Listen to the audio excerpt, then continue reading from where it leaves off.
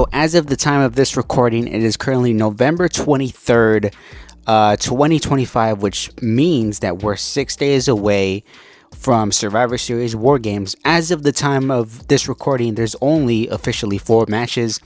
I kind of doubt that it's going to remain 4 matches. I believe that they're probably going to add a 5th and final match, possibly during tomorrow night's episode of Raw or during the pre-taped episode of SmackDown, which has already been, taped in advance due to Thanksgiving weekend.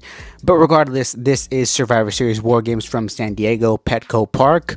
As being a native Californian, it kind of like San Diego in the middle of November. It's kind of, outdoor arena, outdoor stadium. It kind of, I question why they booked it, but regardless, it's an outdoor stadium. It's going to be filled with God knows how many people, 40,000, 50,000, whatever that arena holds. But regardless, I think it's the perfect time here to give you my Survivor Series 2025 predictions. And first and foremost, let's start off here with the Intercontinental Championship, John Cena against Dominic Mysterio.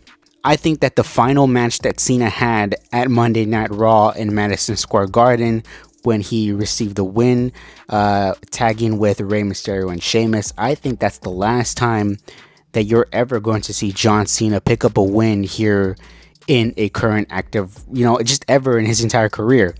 Because I foresee that Dominic is going to win this match, and I think Dominic should win this match. Number one, because I don't really want to see John Cena and Gunther for the IC Championship as the final retirement match, because Gunther, he's already been the IC champion. We don't really need to revisit that once again.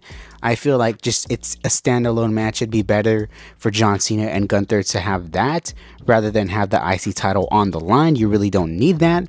And for another thing, Dominic Mysterio, he lost to John Cena in Boston, Massachusetts. He lost to John Cena during the 6-man tag. I'm not saying that Dominic Mysterio, he's been buried or whatever, because frankly, I don't believe that. But I'm just saying John Cena has talked about, the future of this industry, putting the favors over for the next generation. And I think that's probably what they're going to end up doing here. So I predict Dominic Mysterio wins by nefarious reasons. Of course, maybe Judgment Day gets involved. The plethora of things could happen here. But I do believe Dominic will become the new Intercontinental Champion. Then move on to Stephanie Vaquer against Nikki Bella for the Women's World Heavyweight Championship. Man, I can't tell you that I've been a fan of this build thus far. I feel like Stephanie as a champion, or just in general, Stephanie in the main roster, like they really haven't told you who she is or what she's about. They kind of just given her championship wins and, the Evolution Battle Royal win. I don't dislike Stephanie. I do want to like Stephanie, but at a certain point, it does also kind of feel like they're kind of giving her a little bit too much here. Rather than having her chase, a potential the Royal Rumble win or a potential World Championship win down the line, it kind of just feels like they've given her a little bit too much thus far. And as far as Nikki Bella goes, she turned heel because the babyface shtick really wasn't working out. And she turned heel. Not too kind of quick to judge this as far as how it's been, but thus far, it's not anything really that interesting that you should watch. As far as this match goes, my head says that Stephanie Vaquer is probably going to win and retain, but wrestling logic would dictate that if somebody turns heel, in this case being Nikki Bella, if somebody turns heel and if they just turn heel and they end up losing the match, it kind of doesn't make sense for them to even turn heel in the first place. So there is a part of me that also says that we may end up with Nikki Bella as the women's champion. But as far as playing it safe, I think I'm probably going to stick to Stephanie Vaquer on this one.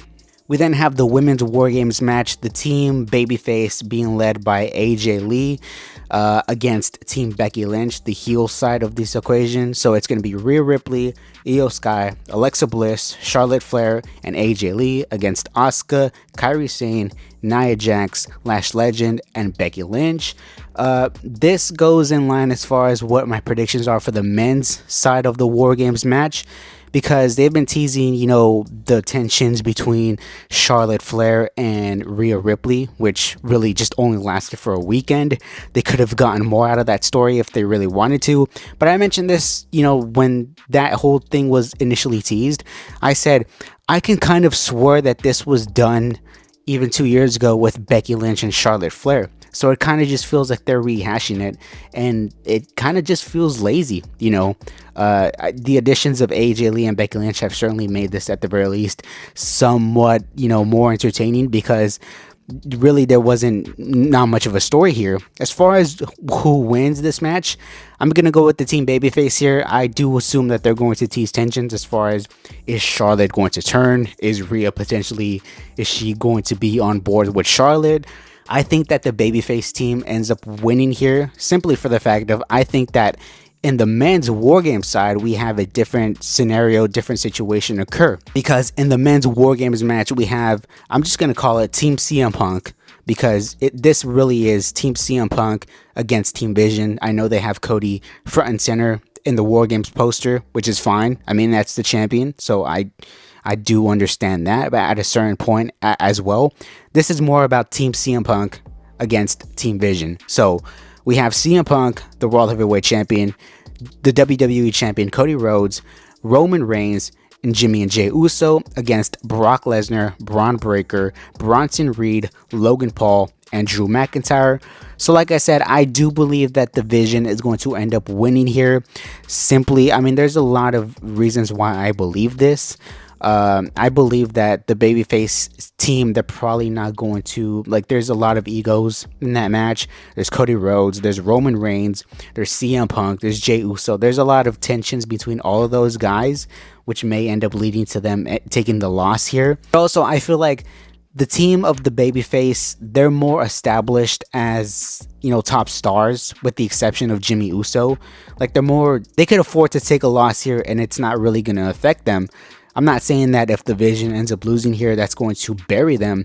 I'm just saying, in the grand scheme of things, if they want to have, the Vision look like some unstoppable force on Monday nights, it would probably benefit them if they won here at Survivor Series with the addition of Brock Lesnar and Drew McIntyre.